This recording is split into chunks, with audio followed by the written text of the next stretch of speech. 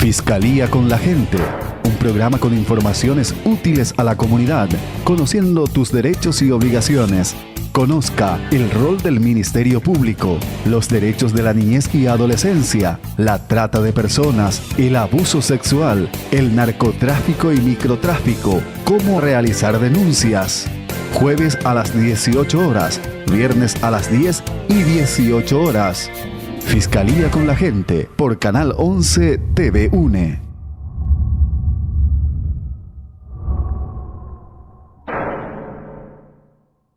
¿Qué tal? ¿Cómo están, amigos seguidores de TV UNE? Fiscalía con la Gente. En esta tercera entrega ampliaremos el tema sobre hechos punibles contra la autonomía sexual. Ahora, específicamente, la coacción sexual y violación, conducta que obliga a la víctima con fuerza o amenazas a realizar o tolerar actos sexuales. En la investigación y persecución penal, la medicina forense juega un papel preponderante. El Ministerio Público cuenta con médicos especializados quienes apoyan a los agentes fiscales en cuestiones técnico-científicas para descubrir las causas de los sucesos que afectan a la vida y a la seguridad física de las personas y fundamentalmente la obtención de elementos de prueba contra los autores de tales sucesos mediante técnicas propias de la medicina llevada al plano legal. Es de vital importancia la medicina legal y las ciencias forenses en general, las cuales deben implementarse en su máxima complejidad, teniendo una visión y concepto integral e integrador del proceso de investigación a fin de no invalidar la pesquisa criminal, privando de esa forma a la administración de la justicia y a la sociedad de datos que permitan esclarecer hechos delictivos cada vez más frecuentes y complejos. Aquí veremos concretamente su rol y el proceso de intervención en hechos de violencia sexual, las formas en que se precautelan y se levantan muestras que deben someterse a exámenes periciales y laboratoriales que se convertirán en pruebas científicas, cuáles son las diligencias o procedimientos médico-legales más frecuentes en este tipo de hecho punible. El haber sufrido en la infancia o adolescencia abuso sexual, el consumo de alcohol u otro tipo de drogas, el trastorno conductual o tendencias impulsivas y antisociales, un sentido exagerado de masculinidad, el acceso frecuente a pornografías y la falta de una contención o formación moral disciplinaria. Estos probables factores de riesgo en la violencia sexual también abordaremos brevemente con nuestro entrevistado de hoy. Doctor Eduardo Cano, médico forense de la Fiscalía Regional de Ciudad del Este, ¿cómo está usted? Muy bien, señor. A las órdenes para poder responder algunas preguntas relacionadas con un tema muy interesante y muchas gracias por la invitación. Medicina forense, función dentro de lo que es el Ministerio Público.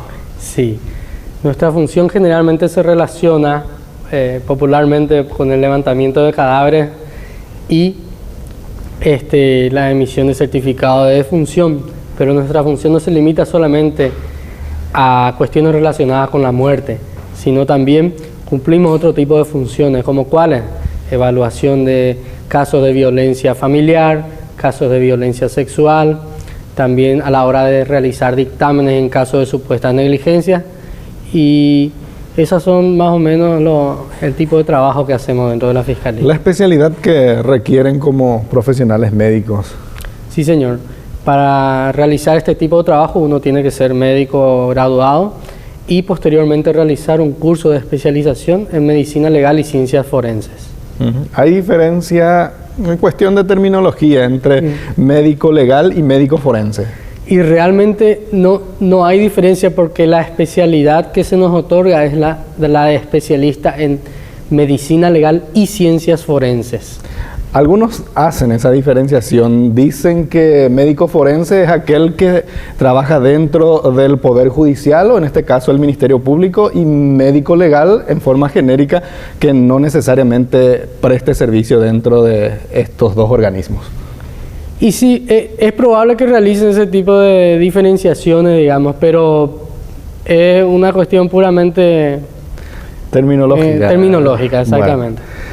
Área de competencia en lo que respecta a los médicos forenses de la Fiscalía de Ciudad del Este. No solamente Alto Paraná, también Canindeyú, entiendo.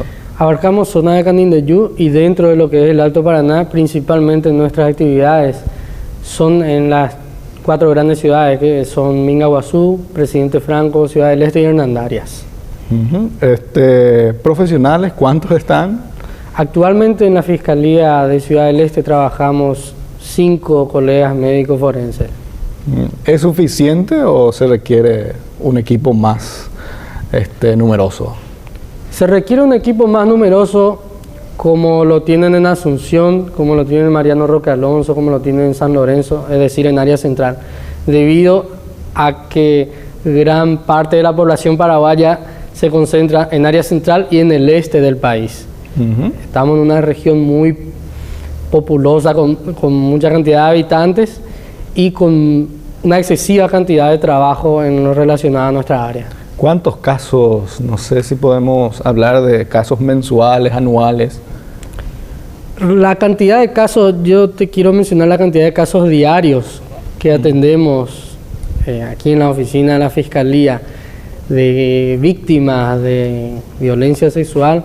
Es un promedio de 5 a 7 víctimas diarias. ¿Por día? Por día. 5 a 7 víctimas diarias. Ya.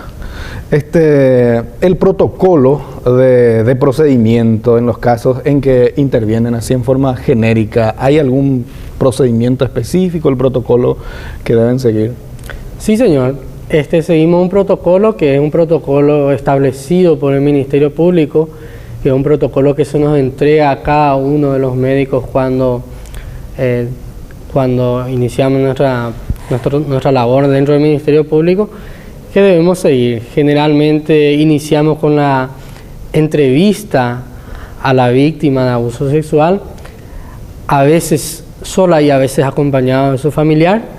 Posteriormente realizamos una inspección de la víctima, realizando un examen físico, evaluando la vestimenta que lleva la víctima, evaluando si hay presencia de manchas, de secreciones en la vestimenta que lleva la víctima y eventualmente la toma de muestras si es que así lo requiere.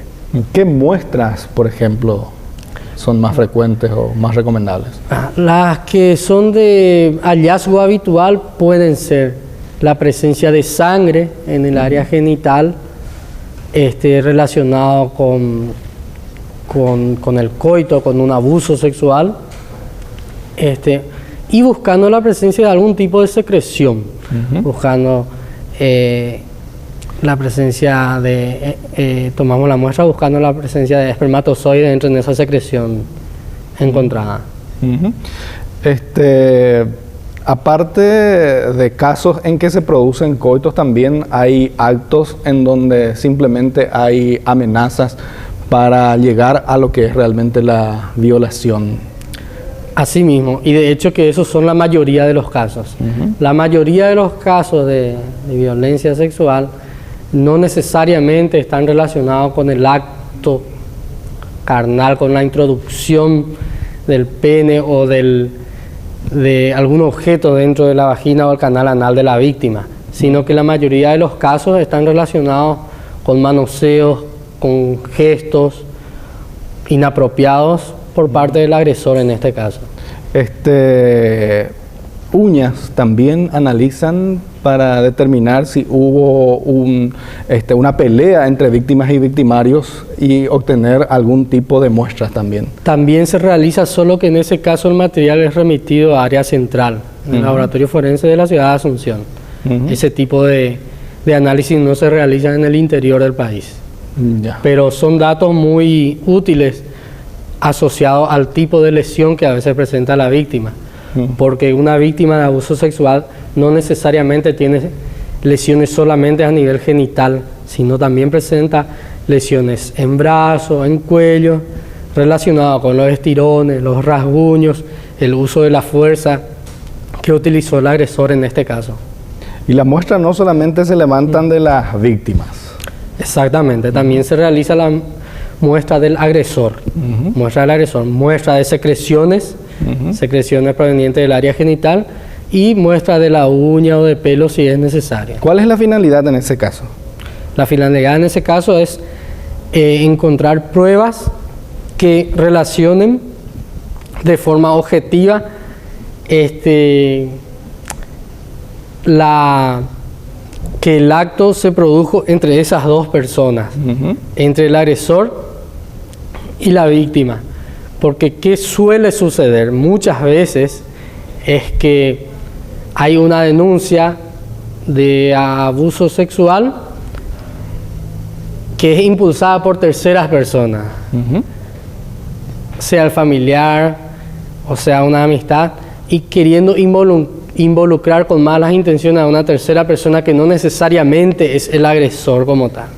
Entonces, para que de forma objetiva se pueda decir esta persona fue el protagonista en este acto sexual, se solicitan ese tipo de estudios para determinar ADN, si ese vello pubiano, si ese pelo, si esa secreción, si esa uña, si esa sangre pertenece realmente a la víctima y se encontraba en el cuerpo del agresor, por ejemplo, y viceversa. Laboratorio forense no tenemos acá en la regional, todo va a Asunción. Todo va a Asunción. No solamente no tenemos aquí a nivel regional, sino que en todo el país solamente contamos con ese tipo de laboratorio a nivel central. ¿Cuál es la dificultad que representa eso? Y hay muchos casos que se dilata mucho el proceso judicial, por llamarlo así, debido a que el hecho de levantar la muestra, realizar el envío a la ciudad de Asunción, una vez que lleguen allá, como toda institución pública, reciben materiales de todo el país, entonces muchas veces se ven sobrepasados por la cantidad de trabajo que tienen.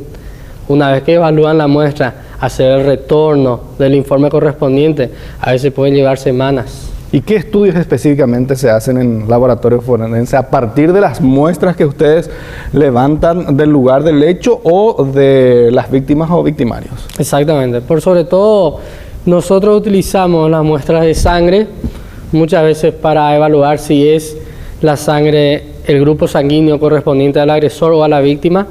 También realizamos en la sangre búsqueda de si hay alguna presencia de alguna sustancia tóxica, porque muchas veces estas personas están bajo los efectos de sustancias ilícitas para poder realizar ese tipo de actos delictivos. También buscamos la presencia de algún tipo de serología para buscar si es que el agresor no padece de algún tipo de enfermedad de transmisión sexual que posteriormente pueda transmitirle a la víctima. En lo que se refiere a las secreciones procedentes de área genital, buscamos en la víctima, muchas veces puede tener secreciones, pero que no necesariamente son la presencia de secreciones del agresor.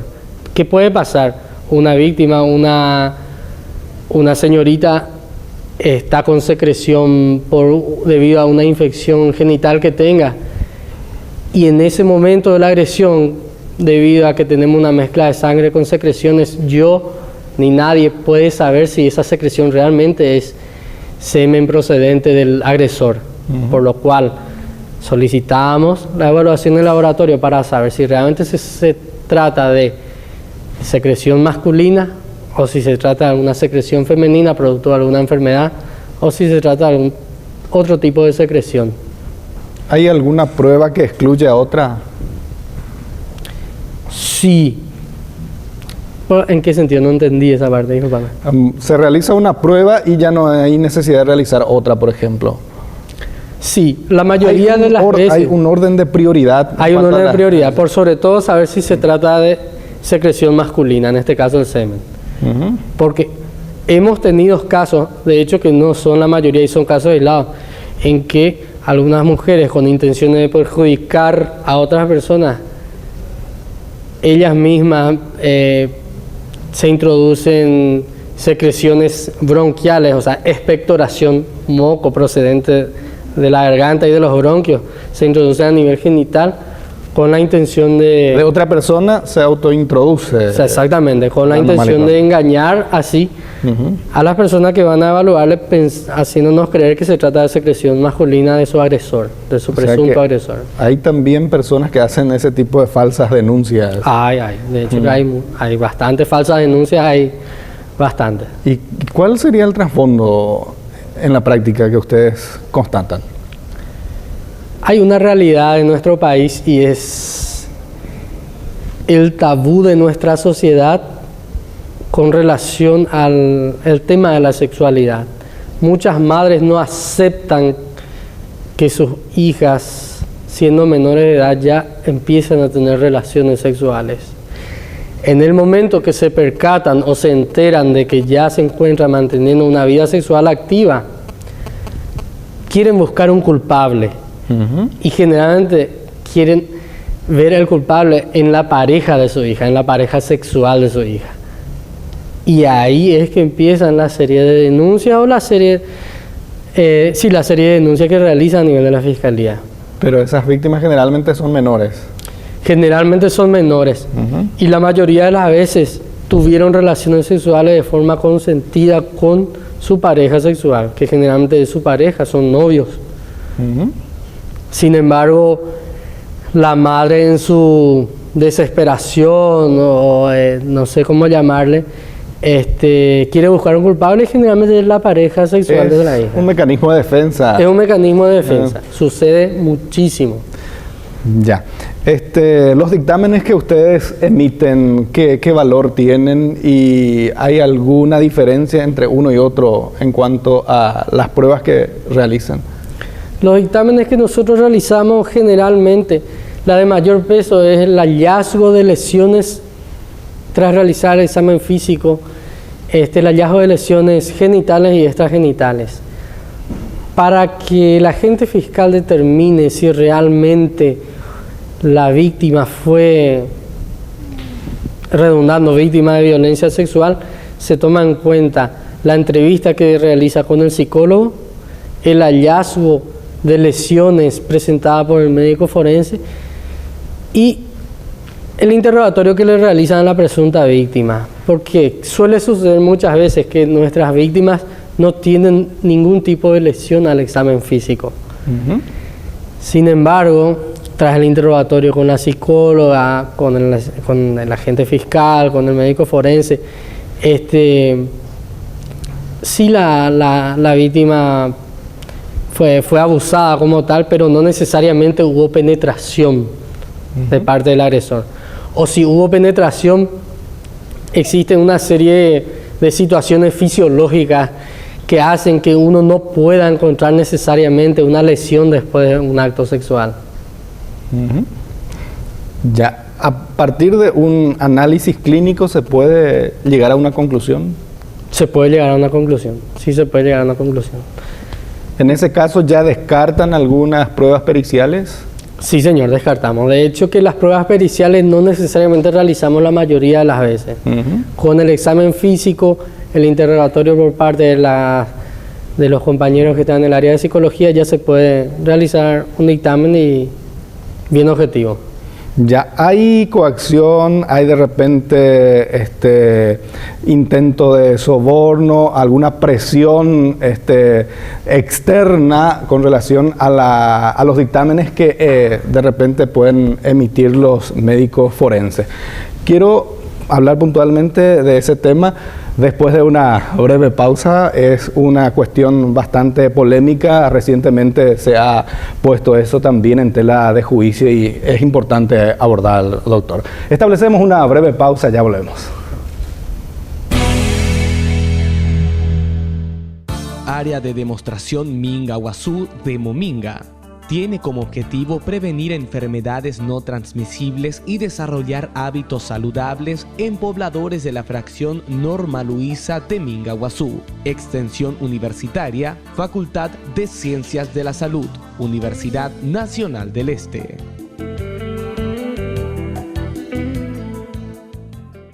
La Facultad de Filosofía de la Universidad Nacional del Este ofrece especialización en mediación y resolución de conflictos, días de clases sábados, Inscripciones abiertas. Más informaciones, teléfonos 061 574 900, 930 y 931. Interno 221. Correo electrónico posgradofafi.2014@gmail.com. www.filosofiaune.edu.py. Facebook Posgrado Fafi. Facultad de Filosofía, Universidad Nacional del Este.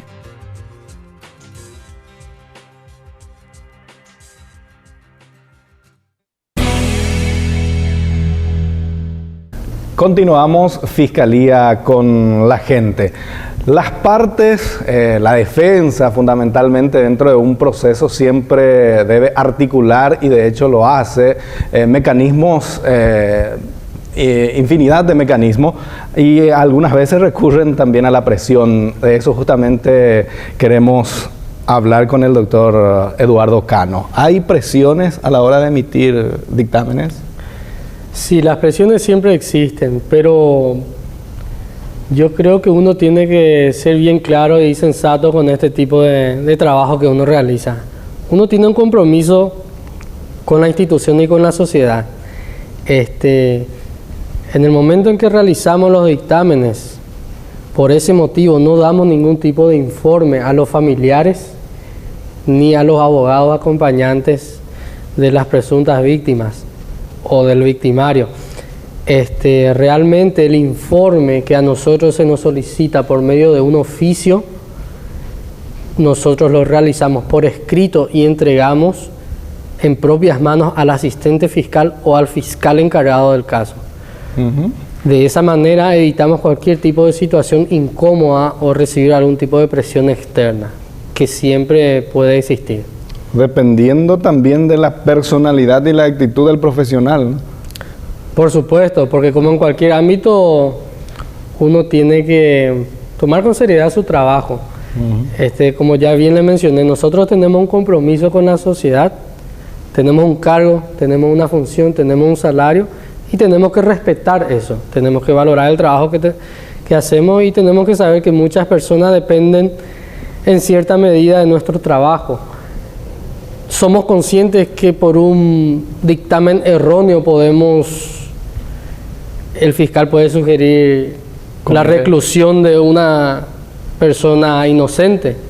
Así también somos conscientes que por un error nuestro, una persona que comete delitos puede estar por la calle, deambulando. O sea, alimentar la impunidad, lógicamente. ¿Y presiones políticas?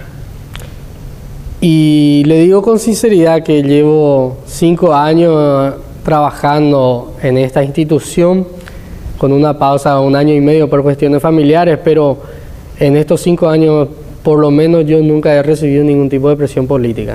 La indiferencia que de repente el profesional pueda tener respecto a las partes, ¿podría utilizarse también como un mecanismo, como una estrategia para evitar algún tipo de presión? Sí, realmente, y creo que es la mejor postura que uno puede tener, la mejor postura que uno puede tener. Nosotros en nuestro trabajo tratamos de realizar de forma objetiva, observamos, describimos e informamos, sin importar quién sea la víctima, cuál sea su procedencia, si se trata de una víctima procedente de un estrato social bajo, alto, quién sea la persona que la acompaña. Tratamos de ser bien objetivos y sin involucrarnos con la víctima o con los acompañantes de la víctima. Mantenerse siempre dentro de una postura prescindente, en el sentido de no tomar familiaridad o involucrarse con las partes. Así mismo, así mismo. De hecho que eso en cualquier tipo de trabajo creo que es lo más recomendable, porque estamos acostumbrados a relacionarnos con víctimas de situaciones muy desagradables. Y si nosotros vamos a involucrarnos mucho con este tipo de situaciones, no vamos a poder realizar un buen trabajo, objetivamente hablando. Y sinceramente hablando, ¿hay profesionales que se prestan a esto? tiene que existir. La medicina no está exenta a la corrupción, no está exenta a la deshonestidad como en cualquier tipo de profesión. Y es conocido por todos nosotros, los altos paranaenses, que vivimos en una región muy conflictiva y que se caracteriza mucho por la deshonestidad. Y la medicina no está exento de eso. La imagen de la oficina forense del Ministerio Público, ¿cómo ves actualmente? Yo creo que nosotros, los compañeros que estamos trabajando, somos personas que, de hecho, yo estoy entre los más nuevos. Yo llevo 5 años de forma un poco interrumpida acá en la institución, pero hay compañeros que son más antiguos, y el hecho de que continúen esos compañeros y que nosotros continuemos en el cargo habla por sí solo. Nosotros también estamos expuestos a sanciones, también estamos expuestos a sumario, y el hecho de que las unidades fiscales nos soliciten un sumario, o el fiscal adjunto o nuestro jefe del departamento forense de la ciudad de Asunción, el doctor Lemil, nos solicite nuestra remoción del cargo, creo que significa que estamos realizando un buen trabajo. Perfecto. Retornando un poco al tema específico de la coacción sexual y violación, ¿hay alguna diferenciación? Porque también está el abuso sexual en niños, por ejemplo. Exactamente. El abuso sexual, digamos, sería un gran título dentro del cual se puede introducir algunas variantes. Los gestos, el manoseo, las palabras inadecuadas pueden entrar dentro de esa gran bolsa de lo que sería el abuso sexual. Abuso y acoso. Abuso y acoso, exactamente. La violación como tal se refiere al acto de introducción dentro de alguna cavidad, sea la cavidad oral, la cavidad vaginal o la cavidad anal, del miembro sexual masculino o de algún otro objeto, que puede ser partes del cuerpo o algún otro tipo de objeto, con el objetivo de satisfacer satisfacer el instinto sexual del agresor. Ya. ¿Cuáles son aquellas pruebas ordinarias que nosotros practicamos comúnmente y las que a nivel mundial ya se van implementando, pero que en Paraguay no se está usando? A nivel mundial es más fácil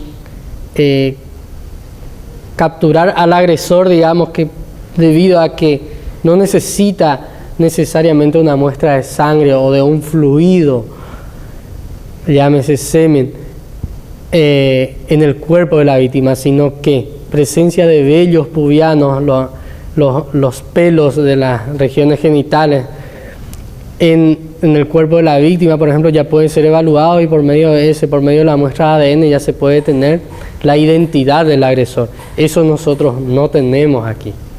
Entonces, nosotros aquí en el interior del país, de un país pobre, subdesarrollado, generalmente nos valemos del interrogatorio, los hallazgos al examen físico y la presencia de algún tipo de secreción, pero que, como ya le había mencionado, esas secreciones son enviadas a la ciudad de Asunción y generalmente tenemos el retorno en semanas o incluso meses para poder determinar si se trata o no de una muestra procedente del agresor. ¿Y qué es? ¿Sería la prueba del ADN? ¿O? La prueba del ADN. ¿Y qué otro tipo de prueba? En este caso esa es la más factible y esa es la determinante. Esa es la determinante. Sí o sí. La prueba del ADN sin que se pueda recurrir a otra prueba de menor complejidad en laboratorio. En laboratorio forense, exactamente. Porque las otras pruebas de menor complejidad no pueden decirme de forma objetiva que esa sangre corresponde al agresor. ¿Qué pasa si, por ejemplo, tanto la víctima como el agresor tienen el mismo grupo sanguíneo? ¿O qué pasa si la víctima presenta dentro de entre sus lesiones una sangre que es del mismo grupo del agresor? Nosotros tenemos que trabajar con datos objetivos. Como ya le mencioné, hay personas malintencionadas que pueden auto realizarse lesiones, auto infringirse lesiones o conseguir sangre de otras personas para derramarse por ello y así querer simular un tipo de agresión. A partir de un hecho de esta naturaleza, las recomendaciones para las víctimas y los familiares que le asisten inmediatamente después del hecho para preservar las pruebas. La mejor recomendación es que se realice la denuncia lo más tempranamente posible. Idealmente la víctima no tiene que ir a bañarse ni a cambiarse a su casa. Tiene que acudir a la comisaría más cercana o a la fiscalía con la misma ropa que estaba portando en el momento de la agresión sexual, porque nosotros podemos realizar y extraer muchos datos de la ropa, de la vestimenta, de las prendas íntimas o de las secreciones que tiene, que se van a perder si es que la víctima se va a bañarse a su casa, por ejemplo. Cuanto más tiempo se da, se nos escapa la verdad. Así mismo. ¿En cuánto tiempo podrían desaparecer los fluidos? Los fluidos pierden su utilidad aproximadamente a las 12 horas posterior al acto sexual. Tiempo bastante corto. Tiempo bastante corto. Dependiendo las circunstancias en que se dan los casos también, ¿verdad? Sí. Porque hay factores que impiden llegar hasta donde corresponda, por ejemplo, la distancia, la falta de medio. Sí, el temor mismo que tiene la víctima hace que muchas veces sí. Ya. Hay casos en que la víctima ha sido coaccionada por el autor y hace ella misma que desaparezcan las pruebas. Sí, de hecho que suele suceder. Estas víctimas de violencia sexual generalmente son manipuladas por el agresor, que muchas veces se trata de una persona mayor en edad que la víctima y generalmente que ocasiona algún tipo de presión familiar con amenazas en contra de su familia. Entonces las víctimas con temor de preservar la familia o preservar su integridad física recurren a eso, a evitar ahí se me fue la palabra. Le obligan, por ejemplo, a que se aseen, se bañen y que hagan desaparecer todo. Exactamente. Y que no realice la denuncia. Que no realice la denuncia. Perfecto. En franja etaria, la edad de las víctimas más frecuente. La edad de víctimas más frecuente encontramos entre los 12 a los 15 años de edad, pero con un rango que va desde los 8 años en adelante. Sin dejar de mencionar que tenemos víctimas que son incluso lactantes. Casualmente hace 2 semanas tuvimos una víctima de 8 meses de edad que fue evaluada por el equipo que estaba de turno. 8 meses de edad. 8 meses de edad. 8 meses de edad. En este caso se trataba de una familia que dejaba el cuidado de su niño en cargo de una persona extraña. Y en el momento de la ausencia de los padres en la casa sucedió un acto, digamos, sexual. En este caso fue la introducción de la mano, de los dedos, adentro del área genital del bebé. ¿El bebé era de sexo masculino o femenino? Sexo femenino. Sexo femenino. En cuanto a sexo, ¿cuál es lo más frecuente? Lo más frecuente es el sexo femenino.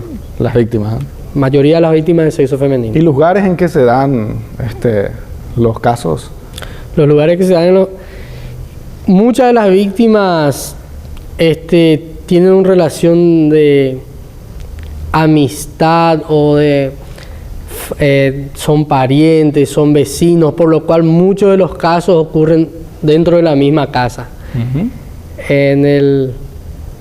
En el periodo actual en el cual vivimos, tanto la mamá como el papá tienen que salir a trabajar y los chicos quedan solos en la casa. Por lo cual muchas veces parientes, tíos, padrastros, vecinos son las personas encargadas de la agresión sexual.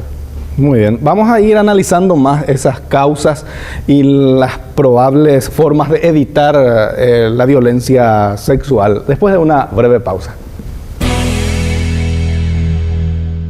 Facultad de Filosofía, Universidad Nacional del Este. Especialización en didáctica universitaria. Días de clases, sábados. Inscripciones abiertas. Más informaciones, teléfonos 061-574-900, 930 y 931. Interno 221. Correo electrónico posgradofafi.2014@gmail.com. Email www.filosofiaune.edu.py. Facebook Posgrado Fafi. Facultad de Filosofía, Universidad Nacional del Este.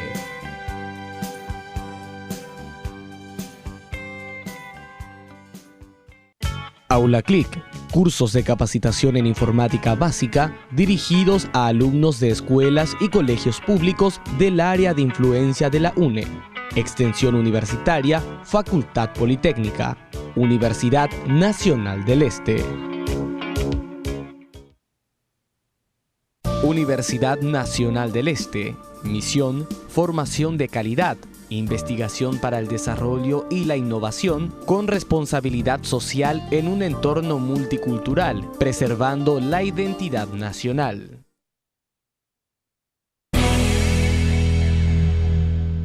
Fiscalía con la gente, continuamos en este tema bastante complejo y bastante vidrioso, también el abuso sexual, la coacción y la violación.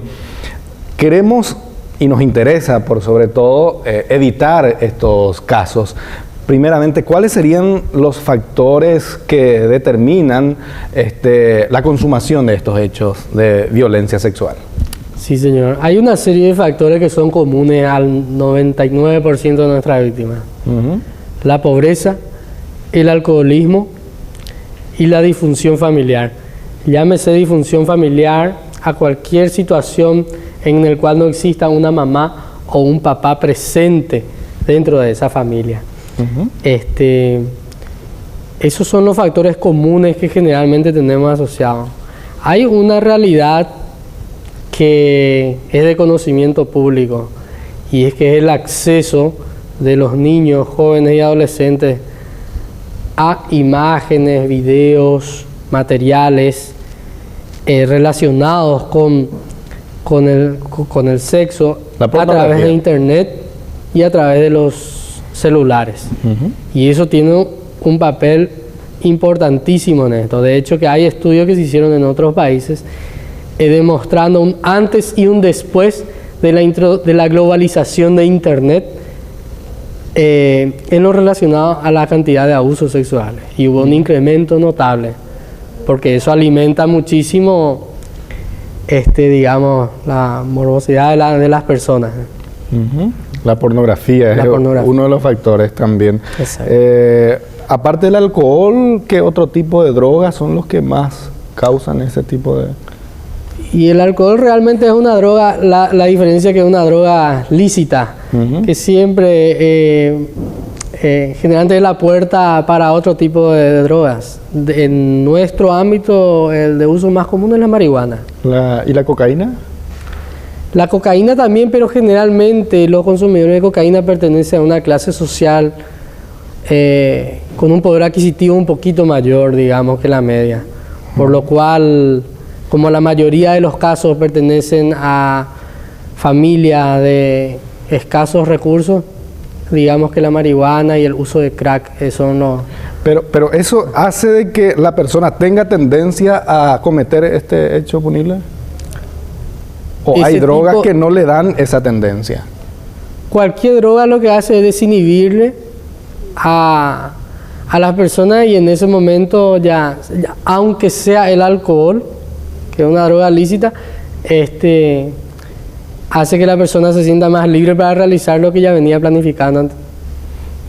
Se habla también como una de las causas el haber sido víctima de ese tipo de hecho punible en la infancia o en la adolescencia. Usted me habla en relación al... Con relación al victimario. Exactamente. Es una respuesta, digamos así, sería como una respuesta... A su frustración. Exactamente, una reacción que tiene a ese tipo de esa experiencia negativa que sufrió, entonces por lo cual enfoca de manera negativa realizando este tipo de actos. ¿Hay trastornos conductuales que puedan también ser considerados como patológicos? De hecho que sí, infelizmente ese tipo de trastorno de las personalidades, recién uno los conoce posterior al hecho delictivo.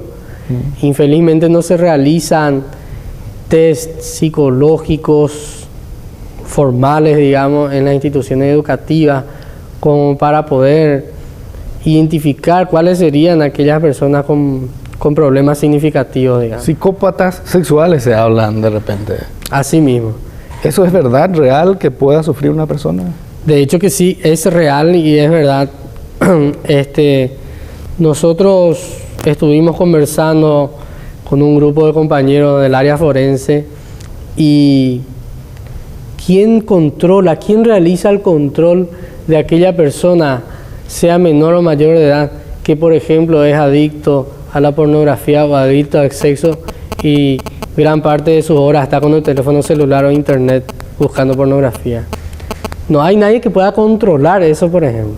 Sin embargo, es una realidad. Es una realidad. La adicción a la pornografía. La adicción a la pornografía, eso sumado a un poquito de alcohol, un poquito de marihuana, un poquito de crack, te convierte en un delincuente probable. Ahora, el factor cultural, educación, también juega un papel preponderante. Por supuesto, la falta de educación es directamente, digamos, relacionado con esto.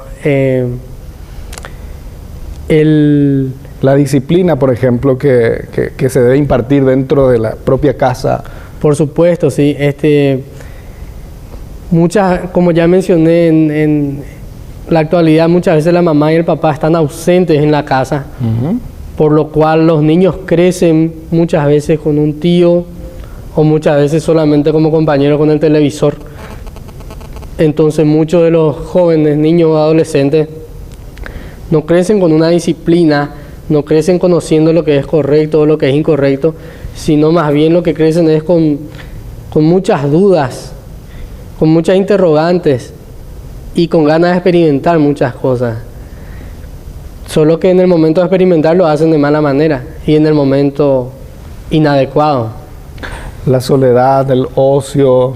Exactamente. La falta de ocupar la mente en algo productivo. En algo productivo. Muchas de nuestras víctimas, suelo realizar el interrogatorio a muchas de nuestras víctimas que son adolescentes. Y las señoritas con 12, 13 años ya tienen una vida sexual activa. Para lo que en una época atrás, 10 años atrás, la mayoría de las personas recién a partir de los 18 años tenía sus primeras relaciones sexuales. Sin embargo, las niñas de hoy en día con 12, 13 años están teniendo relaciones sexuales. Estos casos se dan mucho también entre los adolescentes en el colegio o en el horario de colegio. Sí, señor. ¿Qué recomendaciones le daríamos a los padres? Que tengan un mayor control sobre sus hijos, que tengan un acompañamiento más estrecho a las actividades académicas y extraacadémicas de sus hijos, porque gran parte de nuestras víctimas son evaluadas en nuestra oficina acudiendo con su uniforme de colegio. Quiere decir que en el horario de clases no asisten a clases o salen en el horario de recreo o simplemente no van a clases. O sea, hay que saber qué hora llega en el colegio, qué hora sale, con quién está durante el horario de clase, si está realmente ahí o ha salido del colegio. Así mismo. Así como saber con quién tiene contacto por vía telefónica, con quién está chateando, con quién está mensajeando. Ese tipo de situaciones pueden evitar muchas cosas. El uso de las redes sociales, muchas personas lo ven como algo muy lindo, pero realmente tiene ese tipo de cuestiones negativas. Ya. Esas víctimas que son estudiantes, en cuanto a victimarios, ¿son los propios compañeros o generalmente son personas que no son dentro del colegio? Generalmente son personas que no están dentro del colegio. Generalmente son personas que no son compañeros. Porque generalmente son personas que en edad son mayores que la víctima y no son compañeros de la víctima. Ya, las consecuencias, secuelas, tanto físicas como psicológicas. Sí, de hecho que consecuencias físicas como tal, aquella persona que fue víctima de violencia sexual generalmente presenta lesiones en el área genital. Esas lesiones muchas veces pueden quedar como secuela. La víctima va a tener infecciones que pueden ser recurrentes, puede tener dificultad incluso para poder embarazarse, infertilidad. Desde el punto de vista psicológico, este tipo de personas tienen muchos problemas para poder volver a tener relaciones sexuales placenteras, volver a confiar en una pareja, volver a tener una estabilidad afectiva. Les cuesta mucho trabajo a este tipo de personas que fueron víctimas. ¿Se puede recuperar eso? Se puede recuperar, pero sí necesita acompañamiento familiar, acompañamiento profesional, en este caso el protagonismo de los psicólogos y psiquiatras, y sí se puede. Aquellas enfermedades contagiosas incurables también se dan en nuestros casos reales. Se dan en nuestros casos, pero felizmente en la minoría de los casos. De las víctimas que son contagiadas con enfermedades de transmisión sexual, la mayoría de esas enfermedades de transmisión sexual son curables con el uso de la medicación correcta. Si nos referimos específicamente a la infección por HIV, el SIDA y su transmisión a través de este tipo de situaciones, en nuestro caso, nosotros aquí por lo menos en una estadística de 5 años no tenemos ningún caso de una víctima que fue contagiada con el virus del HIV, no tenemos. ¿Y embarazo? ¿Qué porcentaje? Embarazo sí tenemos aproximadamente en un 10% de los casos. Porque, discúlpame, porque muchos de los agresores también utilizan preservativo a la hora de realizar su... Se cuidan también. Exactamente. Doctor Eduardo Cano, médico forense de la Fiscalía Regional de Ciudad del Este, muchas gracias por el tiempo. Muchas gracias a usted y a las órdenes para cualquier. A ustedes por la atención, hasta otra próxima edición. Fiscalía con la gente, un programa con informaciones útiles a la comunidad, conociendo tus derechos y obligaciones. Conozca el rol del Ministerio Público, los derechos de la niñez y adolescencia, la trata de personas, el abuso sexual, el narcotráfico y microtráfico, cómo realizar denuncias. Jueves a las 18 horas, viernes a las 10 y 18 horas. Fiscalía con la gente por Canal 11 TV UNE.